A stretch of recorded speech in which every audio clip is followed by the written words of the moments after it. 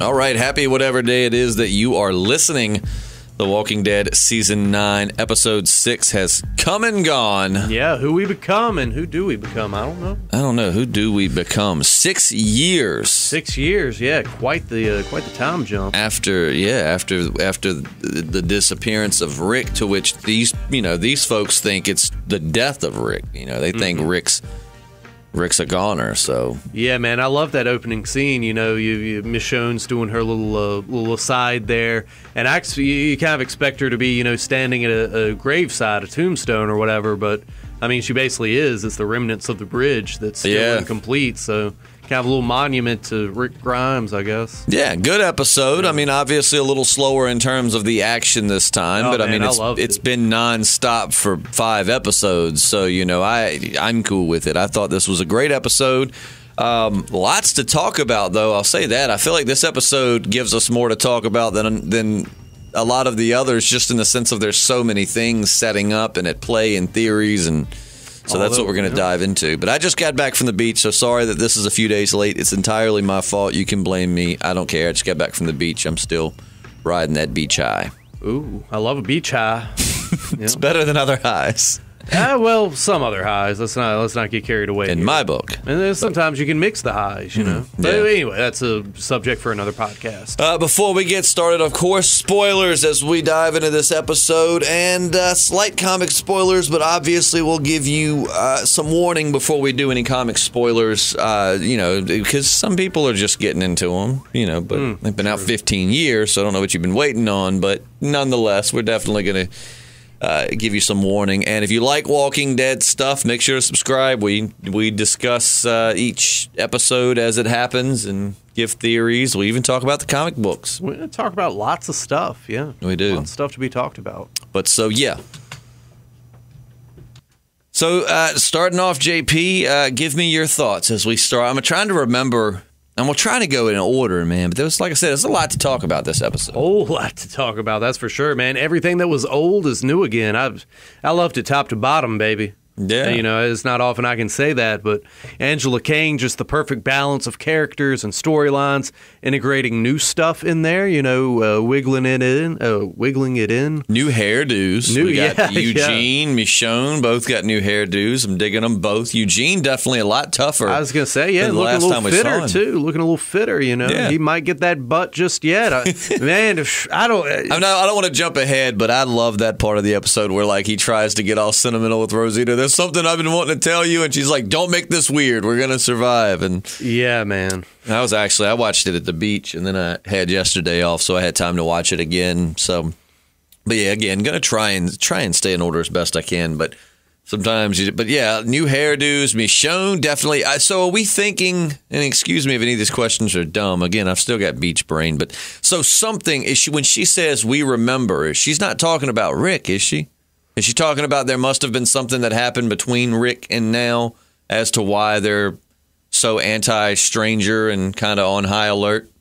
I'm kind of wondering the same thing. Unless Rick's death is being attributed to the Saviors, and that's what she's talking about, I'm wondering if, and forgive me, because I've still got beach brain, but that's what I kept wondering, and I've watched it a couple times, but I'm like, so are they referring to the Rick dying? And if they are, and also that to me just doesn't, I would think something in 6 years, something's happened between now and then that has caused them to not trust outsiders and not want to let people in. Well, there's definitely a lack of trust and unity among the communities now. We've seen that. I mean, they're basically just, surviving on their own. I don't know if there's any trade at all, and the sanctuary is completely fallen. Right. So you got these rogue saviors, running around doing. I felt kind of bad for that guy. I'm not gonna lie, but we'll talk about it when we get there. I mean, he was a douchebag, but nonetheless, we'll get there.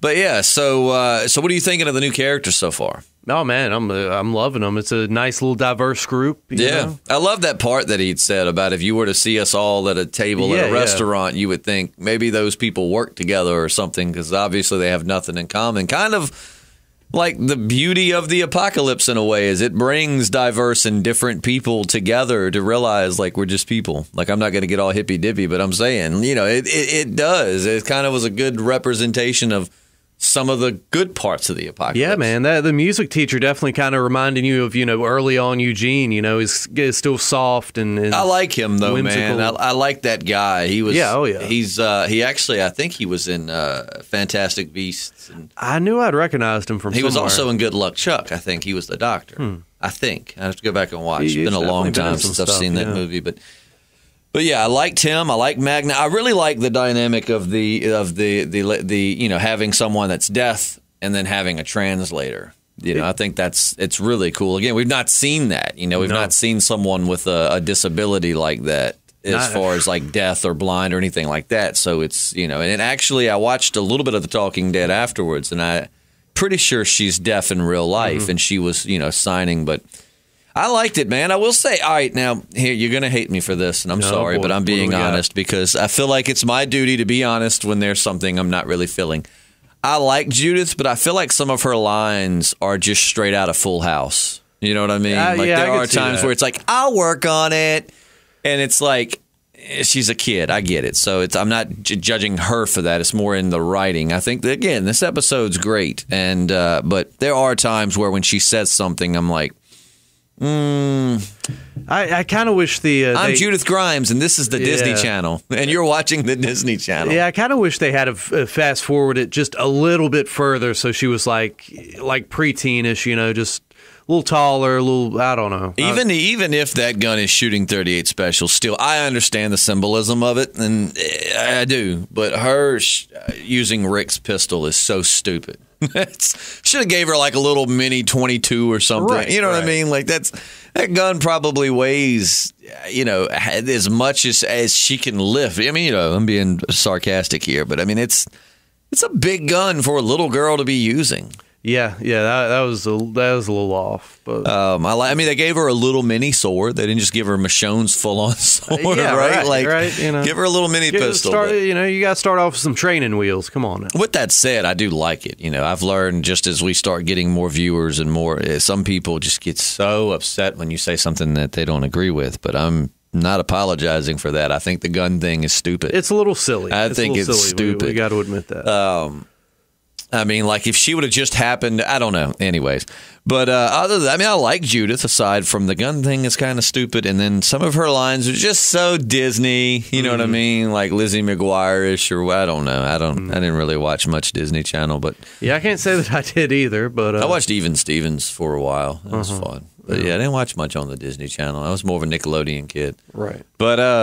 But other than that, I'm liking Judith. We're definitely seeing that they are. I love the because we hear him talking about the fair, and as a comic reader, we know, oh man, there's some bad stuff on the way when this fair happens. Yeah. Which it's cool they're trying to use that to bring the communities back together, but it's going to end up just being a big old target. If you read the comics, you know what we're talking about. The fair signals some pretty horrific stuff, and that's. But I really like the interaction between Father Ezekiel and Henry. Father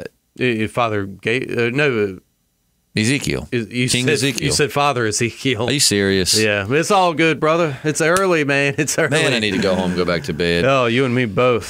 But nonetheless, King Ezekiel. It is cool that he's calling him dad. He's got his parents back in a sense. I like when he hugs him and he's like, "That's for the boy."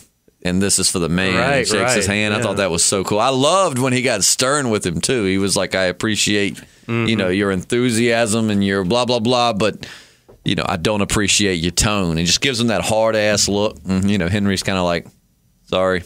Yeah. It's cool that, there's enough good blood between the communities that Henry can go apprentice at the hilltop. Taken straight out of Carl's storyline in the comic there. They're definitely dividing Carl's storyline up amongst people. So, yeah, slight comic spoilers as we get into this. Very light, but still there are some.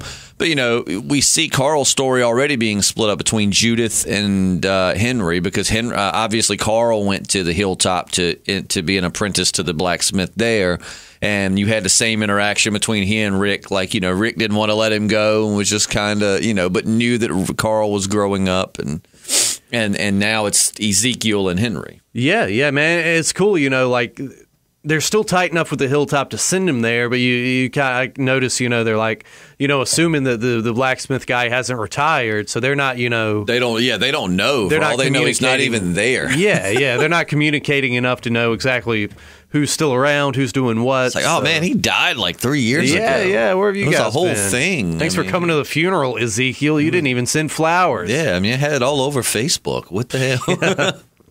But yeah, and then it was, and then of course we see what was I thinking? Gracie. Do you think Gracie will kind of take Sophia's place in the show from the comics? Because obviously Sophia died in the show, but she's alive in the comics, and in the comics we have Sophia still alive. Mm-hmm. Do you think maybe that'll be Gracie's thing? Is she kind of? Yeah, I could see that. I don't see how they would do the love triangle that they're doing. Don't get me wrong, but I mean, I wonder if having that second little girl that's alive and growing up as the show progresses, she'll kind of fill that role, because you got Lydia and then you got Sophia basically. So, and I think Henry is going to take over the Carl Lydia romantic thing, right? Pretty safe to say. Yeah. But so, what about the X on Michonne's back? Let's talk about that. I know I'm kind of bouncing out of order here, but. What about the X on her back? I mean, obviously something's happened. That looked like it was similar to where Rick got his wound. Remember, like that. Wasn't that the same side? Yeah, I think that was the same side. So I wonder if maybe that's a little bit lower. But I don't know. Yeah, you think maybe she had a kidney removed? Right. I don't know, man. I was worried. I was wondering about that too. Because I think people are going to get have to have kidneys removed, or have like appendicitis or whatever. So, and I hope we'll find out soon. But yeah, I found that to be really interesting. And one fan of the show put in our comments section, it was really interesting, said, and again, I'm just repeating, but this is a really cool theory that Rick and Michonne's son isn't real. That's just because Michonne, we're seeing she's having conversations with Rick. And she's talking to him, and I mean, we saw her talk to him at least twice this episode alone, and which then again, you know what? No, because Magna saw her with him. Are we throwing that theory out right here and now? I think so, and I'm sorry for not having my thoughts in order before we got on here, but. And if that isn't ruled out, then just tell me, maybe do you think it was kind of like a Fight Club thing where Magna saw her like cuddling with herself and being all like, and was like, okay, I'm not going to kill her. I'm just going to give her my knife. She is Looney Tunes. Because that's the only flaw I see with that series. Because, we did notice that that Judith didn't really, when he came out, Judith didn't say anything to him. She hasn't said anything about having a little brother. We haven't really seen any interaction between him and anyone else. Maybe that's just something she created in her subconscious to have a piece of Rick there with her. But then again, if that is the case, what did Magna see through the glass? Like I said, was Michonne just like cuddling herself, and she kind of was like, oh man, I'm not going to kill a crazy person. That's why she's so mad. Michonne's definitely a little unhinged. That much is for sure, man. One thing about another thing with Michonne we forgot. She found Georgie's van. Yeah, like Georgie's. Who knows? Another loose end. She found the little cowboy Rick though. That was cool. I did not put two and two together to realize that was Georgie's van. If we're being completely honest. Oh, for real? No. I'm thinking it was. Am I? You're probably right. I just didn't think that. Which the first time I watched this episode, keep in mind, I was at the beach, so a few beverages had been had, and I kind of had to remind myself, oh crap, The Walking Dead comes on in 30 minutes. I got to get back to the house. But that's the first thing that popped into my head. I don't know if I'm mistaken about that or not. I can't remember exactly what her van looked like, but that's definitely what I was thinking. The little toy Rick was interesting, man, and then she drops it and Judith finds it. But, I'm trying to think. Get my thoughts in order here. Father Gabriel. Man. Getting that butt, as you would say. I hate to take your phrase from you, but when I saw it at the beach, I was telling my friends, I said, JP, right now, is saying, look at Father Gabriel getting that butt. He got a taste with Jadis, man, and after that, he was just like, man, what have I been missing? He's just pimping right now, man. Man. All the ladies. I definitely, of everyone Rosita could have been with, I wasn't like, I wasn't really pegging anyone to be with Father Gabriel, because we haven't really like seeing him as a romantic figure in the show, but that definitely caught me a little off guard. I figured, Rosita's so tough. You typically expect her to be with someone tough, kind of like Michonne when it went for Rick. They're both very, very tough, and yada yada yada. You kind of expect Rosita would be with, whoever like Daryl or somebody, who's the most badass aside from Rick. But maybe Father Gabriel completes her. He gives her someone to protect. Well, I think she definitely likes a powerful man, as we saw with Abraham. And I mean, Gabriel's not powerful in that sense, but you can see he's sitting like he's sitting pretty. He was in the center of that table. In the center, I didn't want to say he's like the head of the council, but he's definitely kind of like the voice of reason amongst everyone there. So. He's definitely, rose to prominence within the community. So if only Negan could see him now, that you look creepy as shit. Yeah. He originally said that, and poor Father Gabriel just was normal. Now he's got one hazed out eye and that Children of the Corn hat. Mm-hmm. Yeah. Jeepers Creepers kind of thing going. So it's like now he is creepy as shit. Rosita's into it though, man. She's digging it. And a little foreshadowing. Oh, geez. A little foreshadowing. Again, slight comic spoilers, but all I'm going to say is the water tower. Think about that for a second. Notice that when Eugene was coming down, there was a little gap there, and they're setting up for something that happens in the comics. Oh, man, I didn't even think about that. And by saying that, it doesn't necessarily, you don't really know. I mean, there's a ton of people it could be. Just because I'm saying it was Eugene coming down the ladder doesn't mean it was Eugene in the comics, but that's setting up for something big. As soon as I saw the water tower, I was like, oh, man, they're set. And we're just not going to. I don't want to spoil it for anybody, but, man, it's a pretty crazy part of the comics. And it actually didn't happen that long ago. It was like a year or two ago. About 2 years ago. I was living in my apartment. I hadn't bought my house yet. But still, it was, they're setting up for some stuff. As soon as I saw that was the first thing I thought of. And I thought, oh, man, that's going to be bad. Yeah, no kidding. Yeah, it's going to be bad. How did you feel without Rick? Man, there was enough going on to where I really liked it, man. I mean, I'm not going to say he wasn't on my mind, but same here. He was on my mind, but at the same time, I found it very enjoyable. And a Walking Dead without Rick doesn't seem so bad, especially with strong characters like Michonne and Ezekiel. Where was your heart when we come across Daryl? He's just, roughing it out in the woods, fishing. I wonder if he ate that trout after he, I think it was still stuck to the zombie's face when it fell. How was it stuck to the zombie's? Man. I thought. I'd have to go back and watch. Ain't no way I would have gave up. Spearfishing's got to be a tedious kind of thing. I can't imagine you're bringing a lot of fish in. I would have, pocketed my fish and then took care of old, Soggy Willie. I was thinking when he had that spear, he should have made a three-tipped spear. They're pretty easy to make where you just split the end into three and you spread them out with a little stick and you tie it up because that actually gives you – anyways, I'm not going to get into outdoor stuff, but I feel like a 3 or 4-headed little mini spear setup would have been better than that one giant spear. Fish are slippery, man. I mean, he needs one of those reel attachments with the bolt with the line. See, I didn't think about that. That's like a real thing. My girlfriend's brother-in-law does that a lot. Like he fishes with a bow and arrow and shoots the fish and then reels them in with the bow and cooks them up and everything. Yeah, so I mean that with the crossbow, that'd be awesome for Daryl. Perfect for Daryl. Yeah, just sit on a bank moping. Yeah. But, I don't know, man. I mean, it's just kind of what we expect from Daryl. He's a loner, and Rick was kind of the one. I mean, I think he cares about everybody there, but Rick was definitely kind of the voice of reason or the guiding light, even at times when he didn't like him. He knew that Rick gave him, I feel like Rick inspired him to fight and to protect and all of that. And now Rick's gone. It's 6 years. Has he really been out in the woods for 6 years without much interaction, if any? It's 6 years is a long time. Even in the apocalypse, it's even longer. I feel like in the apocalypse, 6 years has got to feel like a decade or more. Man, I'm hoping he's at least got a cabin for the wintertime. I'm hoping he's at least got some deodorant and soap. I don't know. Hey, Carol. Well, that's how she found him. She just sniffed him out. She's like, hold on, I know it's around this.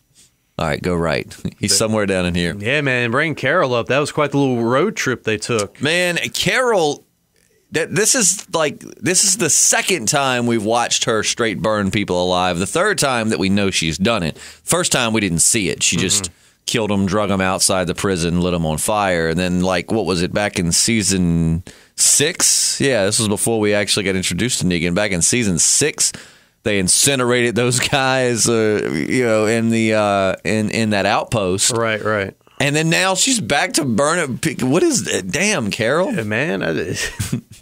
Pyromaniac. Teach old boy to chew on a match. She definitely made a point with that. That was great, though. She was like, I noticed all this stuff you've been carrying. You ain't just found it along the way. You've been, picking people off. So people that haven't come back. Highwaymen, man.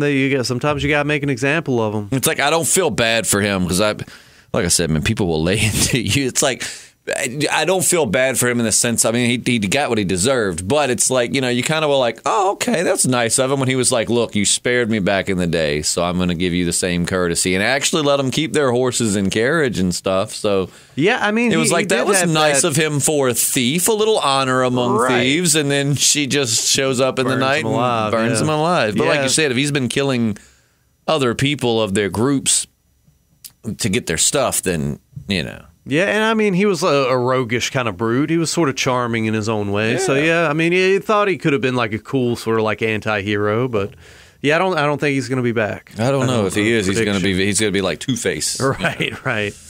But yeah, so we'll see. Yeah, I don't think he's coming back anytime soon. That's one thing. When you burn somebody alive, you definitely got to make sure they're dead, because they're probably not going to like you much after that. I mean, I imagine, if they come back, they're going to... Yeah. What do they got to lose now? They're just like, you did this to me. So we finally got interested, and I hate to, like I said, we always try to stay at least somewhat in order, but it's really hard to do. I'm going to start taking notes again. I hate taking notes because it distracts me from watching the show, you know what I mean? Like, I have to stop, and I'm writing this down, and then by the time I look up, I'm like, wait, why are they crying? What happened? And then, I've missed like 30 seconds that were super important. But I'm going to start trying to take some notes again just to be able to stay in order. But so we finally got introduced to the Whisperers. Yes, we did. Crazy. I loved Eugene up on that tower, man, when he's just like, okay. Yeah, that was a great scene, easy peasy. And then, what is it he said? Great sassy molasses. Yeah, he had some great quips, that's for sure. But that's another thing I guess we kind of noticed. Like, without the unity among the communities, I guess they're not really like tracking the herds as they would have been before. Yeah. So yeah, it's easier to just get snuck up on if you're out in the open, for a big old group of zombies come on up on you. Great sassy molasses. Yeah. Oh man, I like this badass Eugene, and poor guy, he's just trying to confess his love for Rosita. Something somebody pointed out that I saw over the weekend was, if you look back in episode 5 when Rick is standing amongst the pile of dead bodies, look at Eugene and Rosita. They're holding hands. Like they're laying there dead and they're holding hands. Yep, go back and look at it. Okay. The main way to find it is when it pans by and you see Maggie laying there dead. Their hands are like right above her head. But yeah, it's really quick. You can miss it like that. But somebody pointed that out on, it was probably an article from comicbook.com or somewhere. But they pointed that out and I was like, and then I went back and watched that episode yesterday and I was like, damn sure is like, holding hands. But so yeah, it's... I don't know, man. Do you think we're going to get a little Rosita Eugene love going? Because, I mean, what an interesting triangle between her, Father Gabriel, and Eugene. Literally the last two guys you would ever expect Rosita to sleep with. Yeah, for real. I definitely think she sort of sees Eugene as like a kid brother or something. I don't know. But. Without a doubt. And you got to think she had to protect him. Which then again, she had to protect Father Gabriel, too. That's true. He was a wuss for the first... little while of his introduction. I really have liked Father Gabriel's arc. Like, I genuinely, I've seen some people that have complained, whatever, but I genuinely have liked the arc because I found him, like, I wanted him dead back in, like, season 5 when they first get introduced to, and he tells Deanna that they're terrible people and yada, yada, yada. And then he slowly, he realized he found out what was wrong with him himself, and he's, corrected it and become a value. I like his arc, and I feel like he's probably not going to be around much longer. Time will tell. Time will tell. And poor Eugene tries to confess his love. He's like, there's something I want to tell you, blah, blah, blah. She's like, shut up. Stop. Yeah. Don't make this weird. Yeah, man. Then they pull like a Arnolded Predator, That's what I was thinking of. Yeah, like covered in mud. where are they? And then you heard more than we've heard before. It was like, where are they? They couldn't be far. And then it was like, don't let them get away. It was like, oh my God. Yeah, if you haven't read the comics, you definitely got to be wondering what's going on. Are zombies evolving? I don't know. That's what I felt so bad. So slight spoiler alert. If you don't know what's going on with the talking zombies, then seriously, just like turn the volume down for maybe a minute or two and turn it back up. But I think by now a lot of people have been like, who are the whisperers? Why are zombies talking? And they've probably looked it up. But for those who haven't and want to keep it super, super clean, just turn it down for a second. But just for those of us that have read the comics or you've done your research and you know who the Whisperers are, I felt so bad at the beach because my best friend's wife was like, so what's up? The zombies they're now talking or blah, blah, blah. And then I didn't say anything. And then he does. I was like, well, we'll have to. And he's like, no. And he starts talking about it. And I'm like, she goes, oh, well, damn, I don't even really care to watch now. I thought the zombies were, talking or whatever. And so he's basically a dick. Yeah, pretty much. Is she like an avid viewer, or is she just kind of like happen to be watching it? Or? I mean, no, she watches it with him every, she got into it, I think, about when he got into it. Mm-hmm. And, I mean, I wouldn't call her like a super fan, but she very much enjoys the show. Sure. So, yep. So much at play, and I feel like there's so many other things. Let's talk about Judith's conversation with Negan. Burns him hard, man. Yeah, that was beautiful. Doesn't matter whether you're a good or bad person on the inside. The numbers don't add up. Yeah, it's the numbers don't care or whatever. Right, she said. Right. It's cool, his dynamic now. He's looking a lot cleaner, that's for sure. He's eating better, got a haircut, got his beard trimmed, and I just feel like he'd be at the point of insanity of throwing poop at people by now. I mean, like people that are in prison for 6 years, at least they typically see other people often, or they're kept in a block where there's other, you know what I mean? Like, you don't sit in solitary for 6 years. I mean, I feel like Negan would be losing his I would be.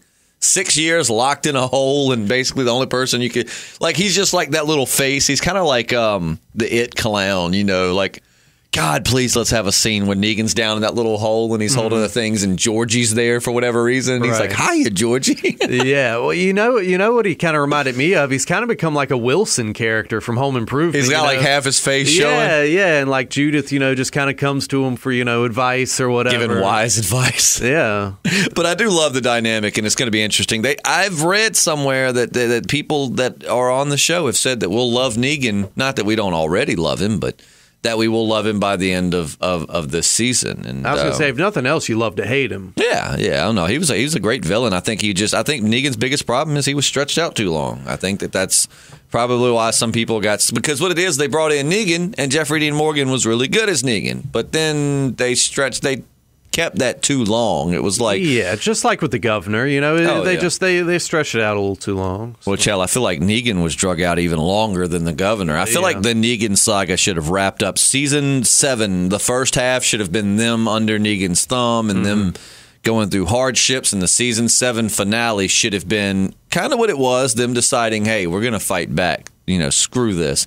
And then the second half of season 7 should have been them fighting and eventually winning, and then season 8 could have started the whole Whisperer arc or where we are now. But that's obviously we can't change the past. But I just feel like that way. I feel like Jeffrey Dean Morgan is I think Negan's a great villain. I just think they gave us a little bit too much of him. You know what I mean? Like, it's too much of a good thing can turn into a bad thing. Just taking one storyline and just over milking it or oversaturating it or whatever liquid based metaphor you want to use.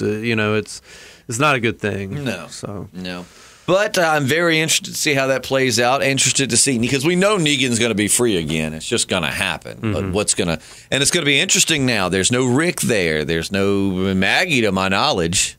We had a lot of people, by the way, and we'll make a separate video about it as soon as I find confirmation. I haven't found confirmation off the top, right this minute, but I also was on vacation the last few days, so I wasn't really thinking anything work or podcasting related, to be honest. I was just kind of thinking about the beach and when I needed to go back and mix my next drink.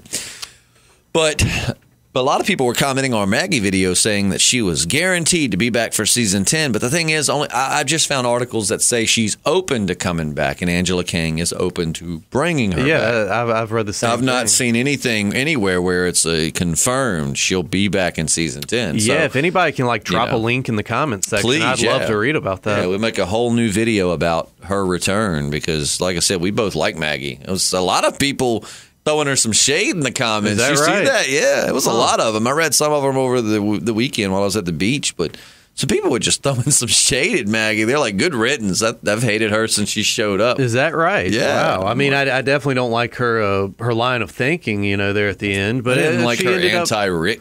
Right. I mean, that seemed a bit much. But. Right. But so, yeah, if you send us a link where there's, confirmation that Maggie will be back at this time, we will be thrilled to announce it on, talk about it on the channel. But for right now, I've not, I thought she was going to be around till this episode, but not the case. I mean, we didn't even get mention of her. I mean, what did we have? There's so many things they mention, but they stop. Like Father Ezekiel's, like it's enough. God darn it, King Ezekiel. Yeah. I need to go back. He is a father now. I need to go back to the beach, man. I've got beach brain. But King Ezekiel's like what hadn't been the same ever since, and they're like, I know, and it's like what? Like since you thought Rick died, or since Maggie left, or has there been some insurrection, or tell me? It looks like we're getting ready to have a little reunion at the hilltop. Carol and Henry are heading there, maybe with Daryl. Yeah. Michonne's taking our new friends up there, so yeah. I'm enjoying it, man. I'm loving. I think, and I know some episodes in the past have done it, but I don't know. It just wasn't done the same. I think Angela King's doing a great job of telling us several storylines. And you know what I mean? Like giving us several different things so that the moment this gets a little stale, boom, you pop over to here. And what did you think of Magna? Man, I think she's a great new character. She's great in the comics, so I'm sure she'll translate well. What a badass little knife she had. Yeah, but my question is, how does that keep your belt? Must be one of those things where it doesn't really hold your pants up. You know what I mean? That is a good question, yeah. Imagine any weight on them would just pull it and then you'd lose the knife. But yeah, she comes she's stacked with the blades, right? She's got the machete, man. The belt knife, the necklace knife. Do you think that she was considering breaking in and taking out Michonne? She definitely had something on her mind. That's for sure. If I'd have been in her position, I'd have been like, look, banish me, let my friends stay. But the thing that Michonne has to keep in mind is okay, so you're in a new town that you don't know. You don't know if you can trust. Michonne's been there, and I know that she's got, her reasons, and we'll find out even more about those as we go. I get it. I understand. But Michonne, you've been there, too. You know what I mean? Think about Woodbury. In a town that seemed friendly and wanted to, fairly welcoming, minus herself. Yeah. And then it ended up being an absolute nightmare. And I bet Michonne would have killed to have had a knife on her then. So it's like you got to understand she's not right for lying to you, but you've got to get where she's coming from too. She doesn't know you. She doesn't know this town. She's got people to protect, an injured ally. I mean, she's, But then when she found the prison tattoo, I was thinking, Michonne, you remember the whole prison saga. We've had some prisoners that turned out to not be too bad of people, which I guess Michonne didn't really get all that tight with Oscar and Axel, but still. Actually, there's a football commercial that airs during The Walking Dead if you're watching it on TV, and Oscar, the prisoner, the tall guy. Oh, yeah. He plays the football coach. Is that right? Yeah, I noticed it the other day. I knew his voice sounded familiar because I kind of zone out during the commercials.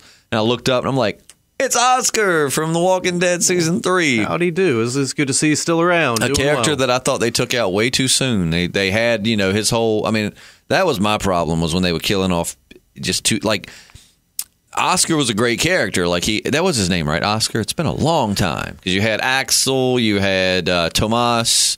Dante, wasn't he one? I know he was in the comic. I'm kind of hazy. I'm thinking Oscar was the big guy because Tiny. Didn't they call Tiny the big guy? Tiny. I think so. Whatever, but Oscar, had that whole. I love the scene in season 3 where the little guy, the little Kevin Hart looking dude is, caused chaos at the prison, and Oscar has the gun pulled up and got him and Rick sitting there, and the little guy's like, "What are you doing? Shoot him!" And then he, bam, shoots him, and then gives Rick his gun.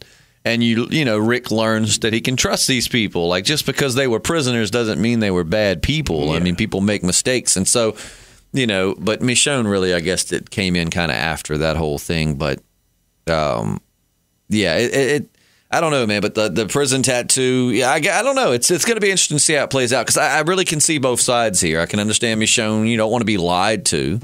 But, I mean, if you've been in prison, if you're not a bad, why bring it up? Because people are just going to judge you anyways. Yeah. You could be in there for something as simple as like tax evasion, or, something that's really, you didn't intend any harm, and people there are still going to be like, oh, you were in prison? Like, how many of you here were probably in jail at some point?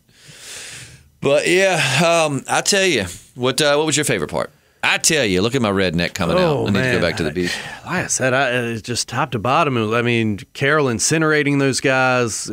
Probably Judith's conversation with Negan, man. I really like that, man. I was touched with Daryl and Carol reuniting. I mean, there's just so much to love about this episode. I really like the part. I think one of my favorite parts of probably my favorite part of the whole episode, honestly, was the conversation between Michonne and Judith.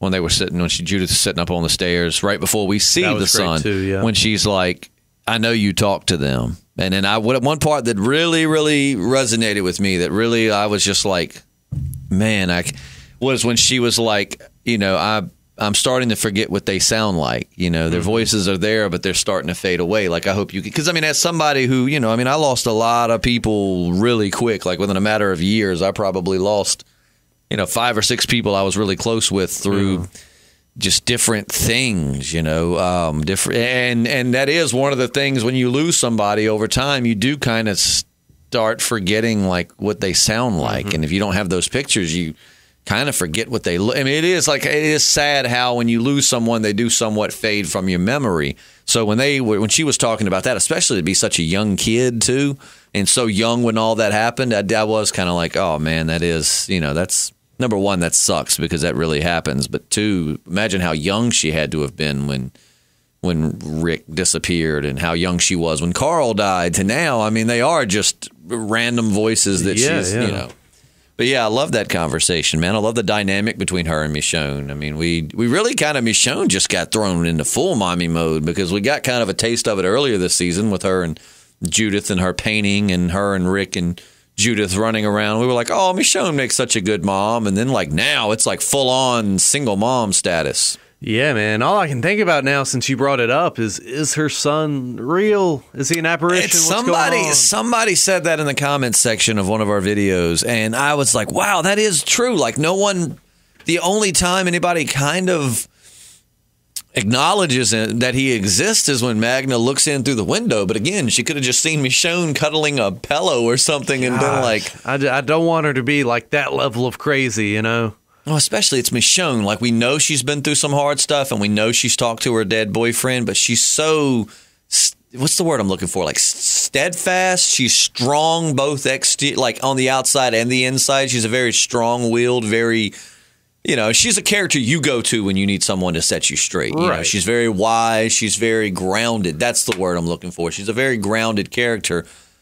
In today's time, she's been through her bad parts and she's grounded, and so yeah, I feel you. It would suck to see her, but I mean, look at all she's been through, though. I mean, her and Rick had gotten together. They were happy. They had this great life, and as far as we know, she's got a son, maybe.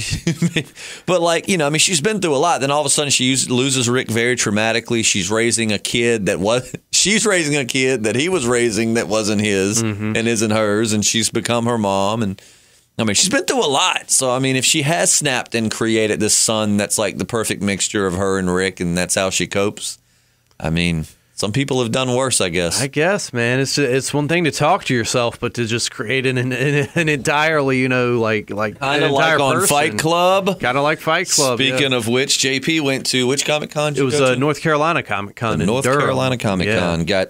I gave him 2 copies of Gideon Falls that I had. One was issue number 1, but it's all black and dark color, so I didn't know if the guy would if Jeff Lemire would have a silver pen or not. Then I gave him a variant. JP got both of those signed by Jeff Lemire and got me Chuck Palahniuk's autograph, the author of Fight Club, my favorite book / movie, super cool of guy. all time. And not only that, it says, "Hey Justin," Chuck Palahniuk, with like a little devil tail and a dot, and I can't wait to go hang this up next to all my other Fight Club stuff. Really cool guy, man. But like the woman in front of us, like she was just complaining and bitching and moaning the whole time. Like, what's he doing? Watching Fight Club with everyone who comes through? What's he doing? Giving them a massage? And then fan service. Yeah, but it comes her turn. She was right in front of me.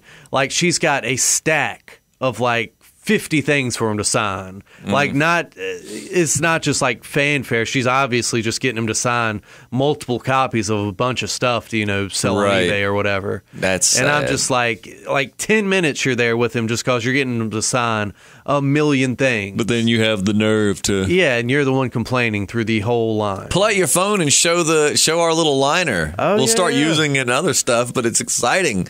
If you are a comic reader, you'll find this kind of exciting. If you're not, just bear with us. We'll be back to the show in just a moment. Yeah, No worries. Go ahead. Hey, this is Jeff Lemire, and you're listening to the Podcasting Dead. Boom! We made it. I got my favorite comic writer from today. Cool. I know that JP's really fond of him. I know that you've got a lot though that you're really into. Like I know you like. I'm not reading stuff. What is it? Danny Cates. Yeah. Is it Coates or Cates? I think Cates. I think because you're really big into him. But I always either say Donnie Cates or Danny Coates. I'm not sure which one is correct, but nonetheless, yeah, he's great. Jeff Lemire's definitely in one of your tops, right? Oh yeah, man. Oh yeah, Old Man Logan. You have a much bigger pull list than I do, so you might have an author that you're more fond of. Like with me, of the people I read, Jeff Lemire's definitely my favorite. But you have a much broader range of comics that you read than I do, so you definitely could know about something that I don't know about. Yeah, man. People have called him the Stephen King of comic books. I can. I think he's fantastic. Yeah. If you ever want to get into graphic novels or comics or anything, pick up anything written by Jeff Lemire. Man, the dude is awesome. If you like, Gideon Falls is just fantastic. I mean, just get Gideon Falls if nothing else. It's like Silent Hill meets. I don't know. It's just so many elements. It's I don't know. It's great. It's just every issue leaves you like wanting the next one. But so as we wrap up with this week's episode, I'm trying to think. I'm sure there's some stone we left unturned. But where's Rick? Yeah, there is that. Not so much. Where's Rick in the sense of like, oh no, this episode sucked without Rick, because it certainly didn't. It was a good episode. I'm very hopeful of a Rickless Walking Dead, but. I mean, 6 years? He's going to have his own movies. We know that now, but is it safe to assume he's died in those movies? Because Rick is going to do everything he can to get back to his family. In fact, the last time we saw him on screen, he spent the entire episode looking for his family. Mm-hmm. The first and last time we saw Rick Grimes on the screen, he was looking for his family. So, I don't know. I'm really excited about those. We have details. As we get through the week, we'll definitely try to do a podcast about what they've released so far about those movies. Yeah. We'll see what's coming down the pike. I'm excited. Excited for the season, hopeful. for the movies, for the whole thing. Well, I reckon that's going to wrap it up. Sorry, I had to down some coffee there just to give myself some motivation to keep on keeping on. I love Eugene's. I love the things he's like when he's like, that is a, what does he say? That is a something negative. We really need to like record them and be like the Eugeneism of the day or that something. Really, yeah. I loved everything. Oh man, it's like that is a so-and-so negative. That is a painful so-and-so negative. And then, was just like, I cannot, in fact, keep on keeping on. Yeah. I did love him, though, man, coming out and just taking out those three walkers. I mean, keep in mind, Eugene is one of those that's just, he was taking Rosita's machete aerobics like a season or two ago and still just was not equipped to kill a walker. And now we just see him like it's nothing, He's really stepped up. He's lost some weight. He's doing good for himself. I'm digging this hairdo too, man. Got the hair pulled back. Yeah, got like the weird like rat tail thing hanging out the back. It's That's I don't know. Leave us in the comments section. What do you think is better, or worst, a rat tail or a mullet? Yeah, he's definitely got a unique style. Yeah, what do you like best, the mullet or a rat tail? I mean, on Eugene, of course. Yeah. But so JP, let's see. What are you going to rate this episode? You ready? Hand on the table. God, I don't know. On a scale of 1 to 5 stars. I'm sorry, I'm yawning. I'm so rude. I'm tired. Ready? Go. I gave it 4.5. You gave it 5. Very nice. Just the fact that it can be this good without Rick, like, I mean, and they're setting up. It's so much setup. You know what I mean? Because this could have been a train wreck. Oh, you know, it definitely could. So I feel like I got to give them kudos for pulling it off, for keeping it interesting. Everything that was old is new again. I'm liking it. I think one of my only complaints, again, is some of the Judith things, which I get she's like 10. I get that completely. But some of the things is very Disney Channel. Like, I'll work on it. Yeah. It's just like, this is home. It's just like, this is Judith Grimes, and you're watching the Disney Channel. You know, it's so some of that is kind of cheesy. But again, she's 10. So, I mean, I'm sure it's. But that's really the only complaint I have on the episode. I mean, that to me does not ruin it, does not make it bad or anything. So I am very, very 4.5 stars from me, 5 stars from JP. I'm very, very hopeful of where this is going. I think it's going to be great.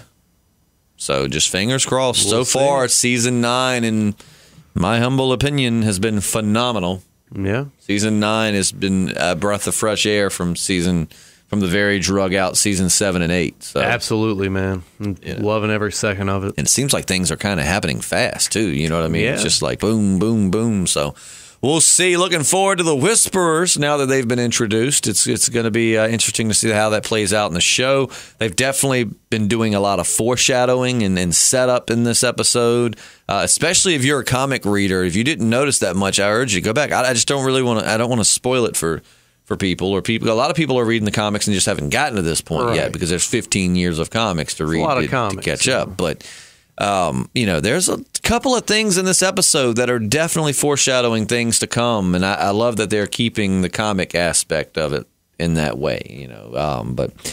We'll hopefully, I promise we'll have something else. I don't know if we'll get to another gameplay video this week because it's already Wednesday. I had off half the week because I was out of town, but we'll definitely have another podcast or two up this week, and then next week, I promise more gameplay. And what we're going to do is shorten those videos to about 30 minutes, so hopefully they won't freeze up. I don't know if the computers or the editing software we have can handle an hour's worth of video. So what we'll do is we'll record like an hour, but we'll make it into 2 30-minute segments, and hopefully that will stop it from freezing up as it did with the one yesterday. But if you've made it this far, either you really hate us and you're just looking for every little thing you can to tear us apart, in which case, hey, throw it in the comment section, or you actually don't hate us that bad, in which case we urge you to please, once again, hit the subscribe button, click the little bell beside it so it will notify you whenever we upload a podcast.